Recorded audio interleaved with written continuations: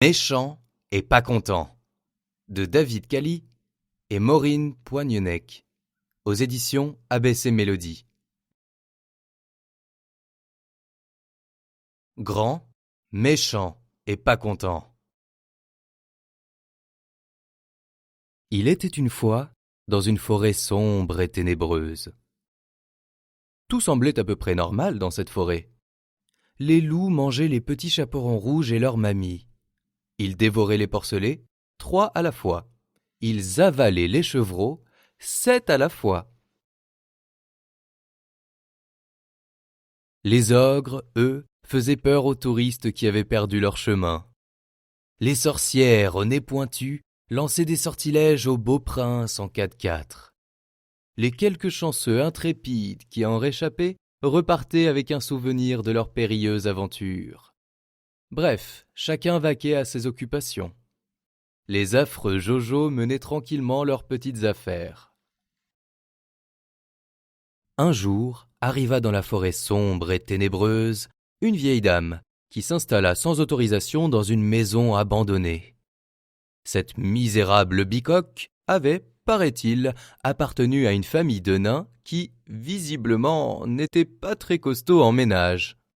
Mais notre mamie squatteuse aux joues roses et aux tresses blanches était très motivée. Elle se mit courageusement à l'ouvrage. La maison fut vite remise sur pied.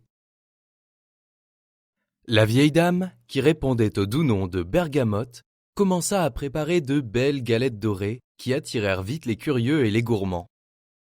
Bientôt, des fêtes entre voisins furent spontanément organisées. Au bout de 2 semaines, la forêt sombre et ténébreuse se métamorphosa. Les arbres s'habillèrent de lampions et de guirlandes clignotantes. Les animaux se vêtirent de costumes gais et excentriques, et la musique devint quotidienne pour se prolonger parfois jusque tard dans la nuit, surtout le samedi soir. « Ça va pas, ça !» hurla le représentant des loups à l'assemblée générale des gros méchants monstres. « Qu'est-ce que c'est que ce tapage ? On n'est pas au carnaval !»« Cette mamie est en train de faire couler notre business !» ajouta un autre mécontent au long poil. « C'est vrai, ça !» s'écria le représentant des ogres. « Les touristes n'ont plus peur de traverser notre forêt. Du coup, ils n'achètent plus nos t-shirts souvenirs. »« Ni nos pommes empoisonnées !» renchérit la représentante des sorcières édentées. « On va devoir mettre la clé sous la porte !» La colère gagna bientôt toutes les couches de la population de méchants monstres de la forêt. Le représentant des loups, soutenu par la secrétaire de la Confédération générale des trolls, était vraiment tout retourné. Une grève générale fut votée à l'unanimité. C'était la seule solution pour éviter une véritable crise économique dans la forêt.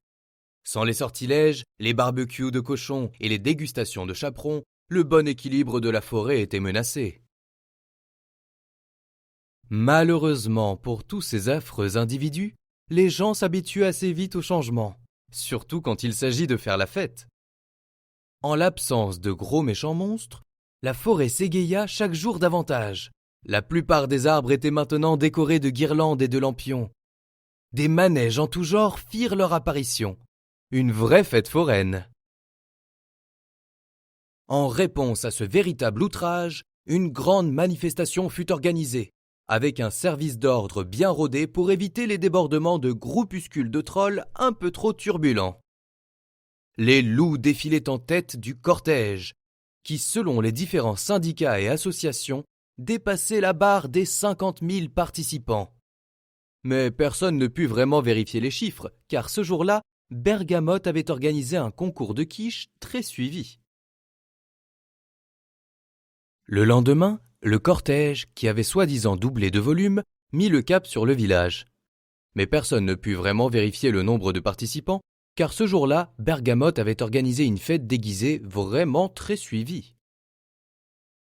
Le cortège arriva devant la mairie, mais là non plus, pas un chat, à part celui du boucher.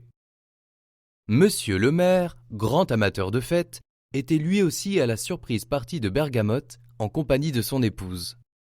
« Ça peut plus durer ! hurla le représentant des loups lors d'une énième réunion. Il faut trouver un moyen de nous débarrasser de cette horrible mamie, ajouta sa collègue.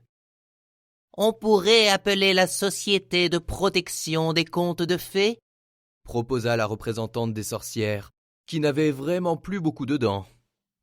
Et si on lui demandait gentiment de dégager, proposa le représentant des ogres. J'ai peut-être une meilleure idée, dit le loup d'un air vraiment très méchant.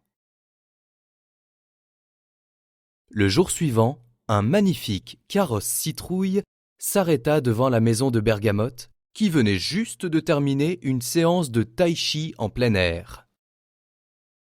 « Mes hommages, chère madame », salua gracieusement le cocher.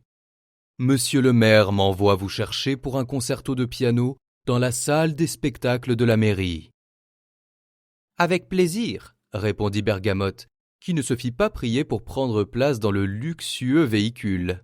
« Donnez-moi 20 petites minutes pour me changer. » Et depuis ce jour-là, personne ne vit plus Bergamote. La forêt redevint sombre et ténébreuse. La vieille routine reprit son cours. Les loups mangeaient les petits chaperons rouges et leur mamie. Ils dévoraient les porcelets 3 à la fois et avalaient les chevreaux 7 à la fois. Pendant ce temps, très, très loin de là, quelque part dans les sombres Highlands d'Écosse, « T'as vu ce que j'ai vu dans l'ancien château des Mac Aaron en face de chez nous ? Il y a des lampions et des guirlandes partout.